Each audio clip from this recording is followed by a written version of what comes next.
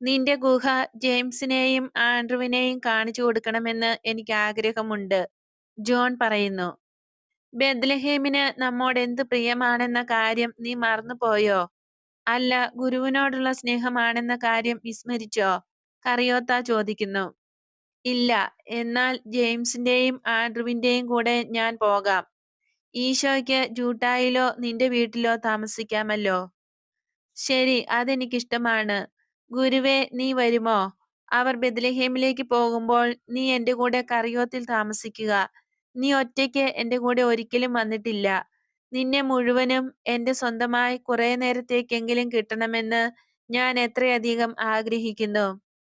നിനക്ക് അസൂയയുണ്ടോ? നിങ്ങളെ എല്ലാവരെയും ഞാൻ ഒരുപോലെ സ്നേഹിക്കുന്നുണ്ടെന്ന് നിനക്കറിഞ്ഞുകൂടെ? ഞാൻ ദൂരെയാണെന്ന് തോന്നുന്ന അവസരങ്ങളിലും ഞാൻ നിങ്ങളെല്ലാവരുടെയും കൂടെയുണ്ടെന്ന് നിനക്കറിഞ്ഞു